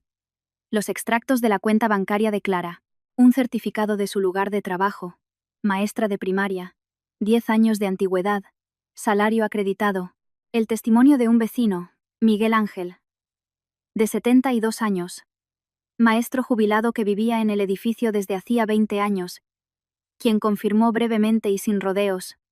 Clara trabajaba. Álvaro se pasaba meses sin hacer nada. Yo lo veía. El abogado de Álvaro intentó rebatir las formulaciones. Habló de la entrada inicial, la que efectivamente había aportado Álvaro. Lorenzo contraargumentó con los papeles en la mano. La entrada supuso el 18% del valor del piso. El 82% restante era la hipoteca, que Clara había pagado a partes iguales y, los 2 últimos años, principalmente sola. La jueza escuchaba, tomaba notas. Luego pidió a ambas partes que salieran. Esperaron en el pasillo 40 minutos. Clara estaba sentada en un banco, mirando por la ventana. Enero, un patio gris, árboles desnudos. Marcos estaba sentado a su lado. No decía nada, simplemente estaba allí. Y eso era suficiente. Los llamaron de nuevo. La jueza era Orna, Orna, Orna, Orna, Orna, Orna, Orna, Orna, Orna, Orna Cesípar Orna, Orna Domínguez. Queda en propiedad de doña Clara Domínguez. Al excónyuge, don Álvaro Morales, le corresponde una compensación del 20% del valor de mercado de la vivienda, correspondiente a su aportación inicial. La casa de campo, adquirida durante el matrimonio principalmente con fondos de la demandante, doña Clara Domínguez, también queda en su propiedad. La sentencia es firme. Álvaro se levantó, dijo algo. Clara no entendió las palabras. Miraba a la jueza. Ella levantó la cabeza. Silencio. Se ha dictado sentencia. Ruego mantengan el orden. Lorenzo Beltrán recogía sus papeles sin prisa, como un hombre acostumbrado a las victorias, pero que no pierde la cabeza por ello. Asintió a Clara. Ya está. Salieron al pasillo. Junto a la ventana estaba Álvaro, solo. Su abogado ya se había ido. Noelia llevaba mucho tiempo sin estar a su lado. Estaba de pie, mirando el cristal, y en la línea de sus hombros había esa curvatura de quien ve como algo con lo que contaba firmemente de repente deja de existir. Parecía mayor que en noviembre, más pequeño. Clara se detuvo. Pensó que sentiría algo. Regocijo, triunfo, o al menos compasión. Cualquiera de esos sentimientos humanos que se suponen en un momento así. No sintió nada, solo un cansancio antiguo, profundo, y algo parecido a la conclusión. Como si se hubiera cerrado la última página de un libro que llevaba demasiado tiempo leyendo. Adiós. Álvaro dijo con calma. Ella giró. La miró, y ella vio en su mirada algo que no esperaba. Desconcierto. No rabia, ni rencor. Desconcierto. Como si ni él mismo entendiera cómo había llegado allí, a un pasillo de un juzgado de primera instancia, sin abogado y sin Noelia, con una sentencia en su contra. Clara no esperó una respuesta. Se dio la vuelta, y fue hacia Marcos. El proceso penal contra Álvaro y Noelia concluyó más tarde. Ya después de la boda. Lorenzo informó brevemente. Condenas condicionales para ambos. A Campos la despidieron de la clínica con despido disciplinario. Morales perdió su trabajo. La reputación en su sector de ventas lo era todo. Noelia lo dejó en cuanto empezaron las consecuencias reales, silenciosa y rápidamente, como se van las personas que siempre han tenido una salida de emergencia en mente. Álvaro alquiló una habitación en una residencia a las afueras. Clara se enteró por casualidad, a través de Nadia, que lo había oído de alguien. Lo escuchó y no respondió nada. No se alegró, sinceramente, sin esfuerzo. Simplemente, la historia de él ya no era su historia. Ella vivía la suya. El 26 de enero a las 11 de la mañana se casaron. Clara se puso un vestido claro, no pomposo, sencillo. Uno que le sentaba bien. Marcos. Un traje oscuro, siempre vestía sin detalles superfluos. La funcionaria era otra. Esta vez una mujer mayor con rostro amable, que leyó la fórmula con una voz solemne que, al parecer, llevaba usando muchos años y con gusto. Los declaró marido y mujer. Se intercambiaron los anillos, sencillos, sin adornos, lisos, sin grabados, que habían elegido juntos en una joyería. Rápido, sin pensarlo mucho. Porque a ninguno de los dos le gustaban los símbolos innecesarios. Marcos la miró. Serio, en silencio. Luego dijo: Gracias por tu confianza. Clara lo miró. Gracias por asentir, respondió. La funcionaria detrás del mostrador no pareció entender de qué hablaban, pero sonrió profesional y cálidamente. Por la noche estaban solos. Marcos preparó la cena. No una cena de celebración, ni solemne. Simplemente una cena. Pechuga de pollo, arroz, algo de ensalada. Lo hacía con seguridad y sin prisas, como hacía todo a lo que se acostumbraba. Clara estaba sentada a la mesa, observándolo moverse por la cocina. Podrías haber pedido cualquier cosa, dijo. Con tus posibilidades. Podría. Pero cocinas tú. Me gusta, no se giró. Cocinar para alguien es diferente que cocinar para uno mismo. Creo que acabo de darme cuenta. Clara miró su espalda. Marcos. ¿Sí? ¿Eres feliz? Él se giró. La miró un buen rato, como se mira una pregunta que merece una respuesta sincera, no una rápida. No estoy acostumbrado a esa palabra, dijo finalmente. No la he usado en 11 años. Supongo que he olvidado un poco cómo reconocerla. Pausa. Pero sí. Creo que sí. Clara sonrió. Sobre la mesa había 2 velas. No por romanticismo. Es que la bombilla del comedor llevaba tiempo parpadeando y no habían tenido tiempo de cambiarla. Y Clara había encontrado las velas en un cajón. La llama se mecía cuando alguien pasaba. Por la ventana se veía la ciudad de enero. Montones de nieve azulada en el crepúsculo, farolas. La ventana de un vecino enfrente. Comían. Clara pensaba. Hacía un año, por estas fechas, todavía estaba casada con Álvaro. 8 años. La hipoteca. La taza del estante de abajo. Su sillón en el centro del salón. El SMS la víspera de la operación. Y ahora esta mesa, estas velas. este hombre enfrente que acababa de decir, creo que sí, con tanta cautela, como si la felicidad fuera algo a lo que hay que acercarse en silencio para no espantarla. ¿En qué piensas?, preguntó él. En lo extraño que es el tiempo, dijo ella. Hace un año no te conocía. Ahora eres la única persona a cuyo lado me siento yo misma. Eso es muy rápido, o muy lento, dijo él. Depende de desde dónde cuentes. Ella lo miró. Tenía razón. Depende de desde dónde se cuente. Si desde aquella noche de noviembre en la habitación del hospital, era rápido. Si desde los 11 años de soledad de él y los 8 de paciencia de ella, era muy lento.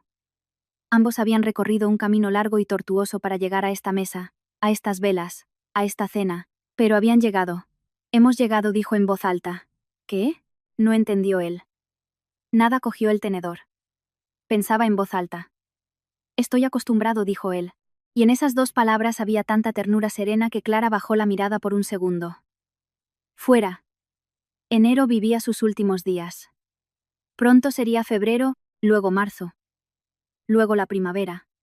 Que en Arboleda se hacía esperar y siempre llegaba tarde. Pero llegaba. Clara no hacía planes a largo plazo. Solo pensaba que mañana por la mañana se levantaría, iría a la cocina. Y él ya estaría allí o llegaría en un minuto. Y habría café. Y el geranio en el alféizar. Y todo el día por delante, tan normal y tan suyo. Por ahora, eso era suficiente. Era muchísimo. Lo primero que cambió después de la boda fue nada. Fue extraño y correcto a la vez. Clara esperaba que algo hiciera clic. Como cuando se pulsa un interruptor y todo se vuelve diferente. No hizo clic. Nada. La mañana fue igual que la víspera. Él salía de su despacho a las 7:30. Ella ya estaba sentada con el café junto a la ventana. El geranio había florecido en el alféizar. El desayuno. Su primera media hora de silencio. Su costumbre de pensar en voz alta. El periódico. Él le trajo un día un periódico de papel de verdad, del kiosco de la calle. Ella preguntó. ¿Para qué? Él dijo. Pareces el tipo de persona a la que le gusta el papel. Le gustaba. La diferencia era otra. Sutil. Casi imperceptible. Antes. Cuando vivía en su piso. Todavía existía una sensación de temporalidad. No de incomodidad. No.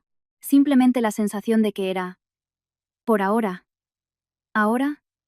Eso había desaparecido. El parqué que crujía en el pasillo se convirtió simplemente en el parqué que crujía en su pasillo. Su costumbre de cambiar las cosas de sitio en la cocina cuando algo le molestaba se convirtió simplemente en la costumbre de la persona con la que vives. Dejó de diferenciar mentalmente entre lo suyo y lo mío. Resultó que eso era convertirse en un nosotros. Marcos volvió al trabajo en febrero. Clara veía que durante varios meses había existido en un modo especial. Hacía lo necesario. Estaba en contacto con sus socios. Tomaba decisiones. Pero sin ese fuego interno que, como ella ya entendía, era su verdadero combustible, como si lo hubiera mantenido todo al ralentí. Ahora algo se había encendido. Se quedaba hasta tarde. Llamadas, negociaciones, documentos. A veces se dormía con el sonido bajo de su voz desde el despacho, una voz neutra, profesional, con pausas. Se despertaba por la noche, iba a la cocina. Él estaba allí, con una taza y el portátil. ¿No vas a dormir?, le preguntaba. 1 hora más. Llevas diciendo eso 3 horas. Es otra hora.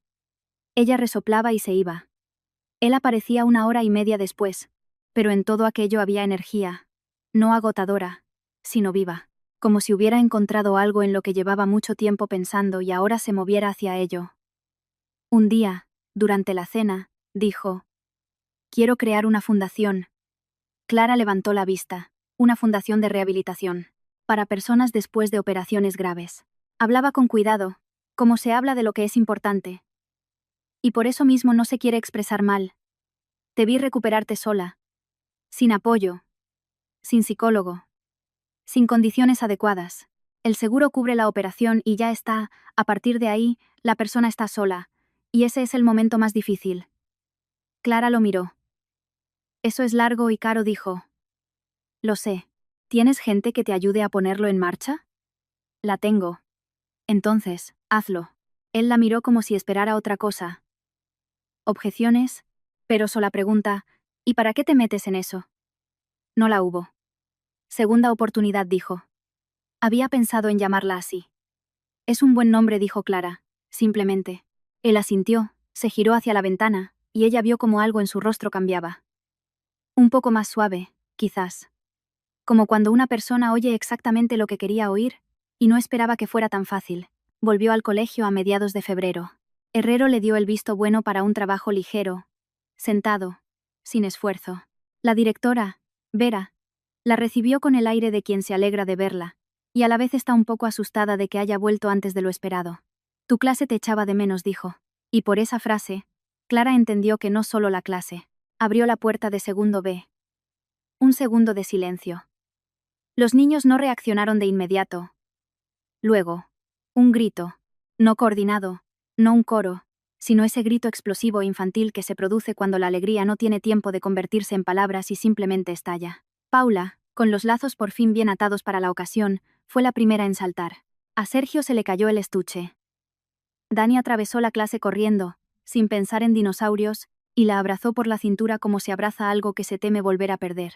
Clara se quedó en medio de su clase, aguantando. Aguantó 1 minuto y medio, hasta que Paula, de repente, dijo muy seria: Señorita Clara, la estábamos esperando, y ahí fue cuando se derrumbó ella.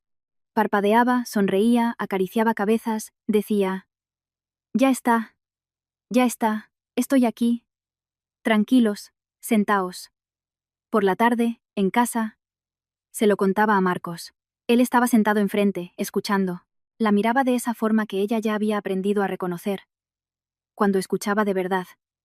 Y en un momento dado, notó que algo en él se descongelaba. Lentamente, como se descongela el hielo en marzo. Cuando el sol aún es débil pero ya es real. ¿Los quieres?, dijo él. Mucho, asintió ella. Se nota. Tienes una cara como si tú mismo, como si yo qué. No sé.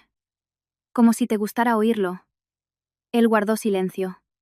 Me gusta, dijo. Hacía mucho que no oía a la gente hablar de lo que quiere. Clara lo miró. Pensó en Vera. En que 11 años es mucho tiempo para estar sin eso. Extendió la mano sobre la mesa y cubrió la suya. Brevemente. Como aquella vez en el hospital. Él no retiró la mano. La giró. Con la palma hacia arriba. Así se quedaron. En abril, Clara compró un test. Llevaba mucho tiempo sin atreverse. Tenía motivos para sospechar desde hacía 2 semanas. Lo atribuía al cansancio, a los nervios, a la recuperación de la operación que, según Herrero, podía tener diferentes efectos durante medio año. Pero una mañana se levantó, se miró en el espejo, y algo dentro de ella le dijo: compruébalo. Entró en la farmacia de camino a casa desde el colegio, y compró 2 tests, por si acaso. Llegó a casa cuando Marcos aún no estaba. Fue al baño, cerró la puerta. Esperó 3 minutos. Miró una raya, luego la segunda, luego otra vez la primera. Salió del baño y se sentó en el sofá con el test en la mano. Se quedó sentada. Los pensamientos estaban ahí, pero no formulados, no en palabras. Solo una sensación enorme e incómoda que no cabía en ninguna de las formas habituales. Herrero había dicho: el embarazo es posible, pero con un seguimiento estricto. Una operación de ovario no es una sentencia, pero tampoco es una tontería. Lo había dicho con calma, profesionalmente. Y ella había asentido, pensando: de acuerdo. Me haré seguimientos. No pensó que sucedería tan pronto. Sostenía el test y pensaba: tengo mucho miedo. No porque no lo quisiera. Lo quería. Lo había querido durante mucho tiempo. Demasiado. Precisamente por eso tenía miedo, porque era eso mismo, lo que había esperado durante 8 años. Y ahora estaba aquí. Y sí. La puerta se abrió. Marcos entró, se quitó la chaqueta, dejó su maletín. La vio. Clara no dijo nada, simplemente levantó la mano con el test. Él se descalzó, se acercó. Cogió el test, lo miró. Una pausa larga, real, no vacía. Miraba las rayas, y Clara lo miraba a él. Luego se sentó a su lado en el sofá, muy despacio, como se sienta uno cuando le fallan un poco las piernas. ¿Es de verdad?, preguntó, en un susurro. El segundo dio lo mismo, dijo ella en voz baja. Está en el baño. Él la miró y la abrazó. Fuerte, de verdad, como se abraza algo que se teme perder. No con suavidad, ni con ligereza, sino con fuerza, con ambos brazos. Y ella sintió cómo cambiaba la respiración de él. No se aceleró, no, simplemente se hizo más profunda, como cuando se contiene algo durante mucho tiempo y de repente se deja ir. Ella hundió la cara en su hombro. Tengo miedo, dijo. Lo sé. Yo también, dijo él, sinceramente. Pero es un buen miedo. La primera vez en 11 años que es un buen miedo. Marcos cambió. No de repente, gradualmente, a medida que las semanas se convertían en meses. Le pidió cita con el mejor ginecólogo de la región, sin preguntar, simplemente un día dijo, mañana a las 10. Ella intentó protestar, diciendo que podía ir al centro de salud de siempre. Él la miró de tal forma que entendió que no valía la pena. Iba con ella a cada ecografía. Se sentaba en las salas de espera con sillas de plástico y números de papel, leyendo algo en el móvil. A veces había otros maridos y parejas, algunos con flores, otros con aire distraído. Marcos no hablaba con nadie, simplemente esperaba a que saliera Clara. La primera ecografía fue a las 8 semanas. La doctora, joven y tranquila, le enseñó la pantalla. Una manchita pequeña, casi imperceptible, y un sonido, rápido, vivo. El latido del corazón. Marcos estaba de pie junto a la camilla. Clara vio cómo cambiaba su rostro. No de forma brusca, ni dramática. Simplemente, algo tembló. Algo muy profundo, antiguo. La doctora dijo algo sobre la normalidad, las fechas, la próxima visita. Clara asentía, respondía. Marcos guardaba silencio. Cuando salieron al pasillo, se detuvo junto a una ventana. Simplemente se quedó allí, mirando la calle. Un patio gris de abril, charcos, coches aparcados. Clara se acercó y se puso a su lado. Perdona, dijo en voz baja, sin girarse. Es que ya estuve en un lugar como este, en un pasillo como este. Y entonces todo acabó mal. Recuerdo ese sonido. Entonces también estaba. Y luego dejó de estar. Ella no dijo nada. Un segundo, 2. Luego le cogió la mano con fuerza. Ahora estoy aquí, dijo. Y no me voy a ninguna parte. Él se giró. La miró un buen rato. Seriamente. Como se mira cuando se quiere memorizar algo. Lo sé, dijo. Te creo. Eso. Para él, era mucho. Clara entendía cuánto. María nació en octubre. El otoño fue cálido. El veranillo de San Miguel se alargó casi hasta finales de mes. Y cuando empezaron las contracciones, por la ventana de la maternidad todavía se veían los álamos amarillos, y el sol se extendía sobre el asfalto en largas franjas vespertinas. Marcos estuvo en la sala de partos. Insistió, y los médicos no se opusieron. Estuvo de pie junto a la cabecera, sujetando la mano de Clara, sin decir nada innecesario, solo a veces, en voz baja y breve. Todo va bien. Lo estás haciendo genial. Estoy aquí. Clara, después. No podía recordar todo el proceso de forma secuencial. Se le quedó grabado en la memoria no como una historia, sino como un conjunto de sensaciones. Dolor. Su mano. La voz de la matrona. Más dolor. Una luz brillante sobre su cabeza. Palabras que no entendía. Y luego. Un llanto. María lloró nada más nacer, y con fuerza. Marcos le sostenía la mano. Y ella sintió cómo sus dedos se apretaban. No de miedo, de otra cosa. Lo miró. Una lágrima le corría por la mejilla. Una sola. Silenciosa. Lenta. No se la secó. Miraba hacia donde la matrona ya le entregaba el bulto que lloraba. Miraba, y Clara vio en su rostro todo a la vez. Los 11 años de espera, aquella noche de hospital, hace mucho, cuando todo acabó mal, y este momento, que era su segunda vida, real, cálida, viva, le dieron a María. La cogió con torpeza, sin saber, sinceramente sin saber. Se notaba. Un poco rígido, con cuidado, como cogen algo frágil las personas que nunca lo han hecho antes. La miró desde arriba. María parpadeó y dejó de llorar. Marcos miraba a su hija, y Clara lo miraba a él. Y en esa mirada había algo tan abierto, tan desprotegido, que nunca antes le había visto. Como si todos los años, todos los muros, toda la cautela, de repente se hubieran vuelto innecesarios. No había necesidad de protegerse, no había necesidad de resguardarse del mundo. El mundo mismo había venido a él, en 3 kilos y 40 centímetros, con una cara roja y arrugada y unos ojos oscuros, claramente suyos, grises, ya se veía. Hola, le dijo a María. En voz baja, casi inaudible. Llevábamos mucho tiempo esperándote. Compraron la casa en primavera, a las afueras.